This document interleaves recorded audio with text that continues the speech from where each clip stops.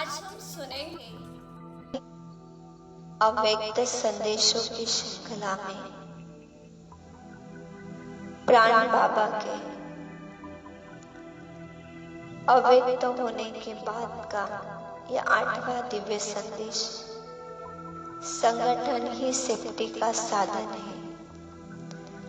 आज जब वतन में गई तो कोई भी नजर नहीं आ रहा था। दादी गुलजार जी वतन में गए तो चले हम दादी जी के साथ दादी वहाँ का संदेश सुनाते।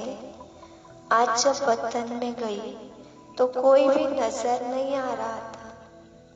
दूर से कोई जैसे आवाज आ रही थी, ऐसे लग रहा था जैसे कोई खास कार्य हो रहा हो। मैं पहले तो कुछ रुकी, लेकिन फिर आगे चलकर क्या देखा, शिव बाबा, ब्रह्मा बाबा, मम्मा, विश्व किशोर चारों ही आपस में बातचीत कर रहे थे और बहुत प्लान उनके सामने रखे थे, जिसमें कुछ निशान आदि दिखाई दे रहे थे। मम्मा सभी बच्चों का हालचाल पूछ रही थी।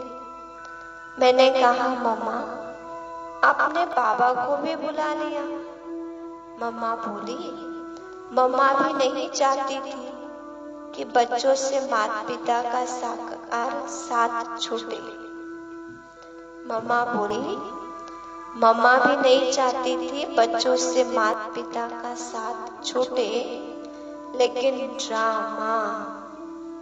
फिर मैंने बाबा से पूछा, बाबा ये प्लान आदि क्या है? बाबा बोले, बच्ची जैसे मार्शल के पास सारे नक्शे रहते हैं ना, कहाँ कहाँ क्या क्या हो रहा, आगे क्या होना है, वैसे यह भी स्थापना के कार्य की ही बातचीत चल रही थी, जो फिर सुनाएंगे।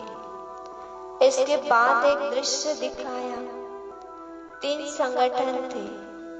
एक तो ये देखा, लाल लाल चिड़िया आपस में गेंद के माफिक इकट्ठी होती जा रही थी।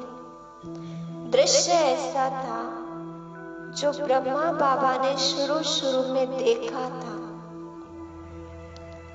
लाल चिड़िया आपस में गेंद माफिक इकट्ठी होती जा रही। दूसरा संगठन मूल वतन में आत्माएं क्षमा रूप में थी। दूसरा संगठन मूल वतन में आत्माएं क्षमा रूप में थी। तीसरा संगठन हम ब्राह्मणों का था, जो सभी सर्कल के रूप में बैठे थे और बीच में बाप दादा थे।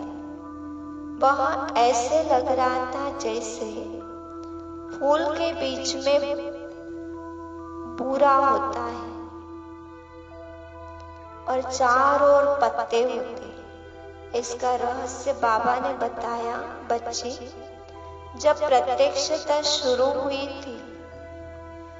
हुई तो भी संगठन में देखा, अंत में भी आत्माओं को संगठन रूप में ही रहना है, और अब मध्य में भी संगठन है।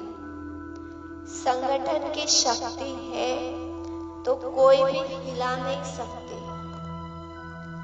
देखो बाप दादा ने कहां कहां से चुन चुनकर संगठन बनाया, तो बच्चे भी जब संगठन में चलेंगे तो माया का वार नहीं होगा। जैसे गुलाब का फूल, वह कोई भी फूल होता है, उसको योग्य स्थान पर रखेंगे और अकेला पत्ता होगा तो हाथ से जल मसल देंगे। तो बच्चों को भी संगठन रूपी गुलदस्ता होगा तो विजय प्राप्त करते रहेंगे, कोई वार नहीं कर सकेगा। ऐसे कहते बाबा ने कहा, सभी बच्चों को कहना संगठन ही सेफ्टी का साधन है। ओम शांति। तो देखो बाबा, जब यज्ञ स्थापना का समय था, कराची के वे दिन संगठन में आए, भट्टी बनी, तो यज्ञ का रूप कुछ अलग था।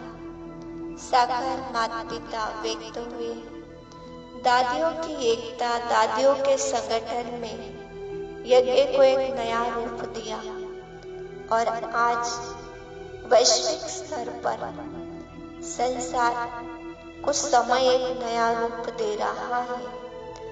और इन संदेशों के द्वारा बाबा हमारी अव्यक्त पालना जो कर रहे हैं, हम अपनी स्वस्थिति को स्वयं एक नया रूप दे और अपनी अवस्था की ओर ध्यान दे।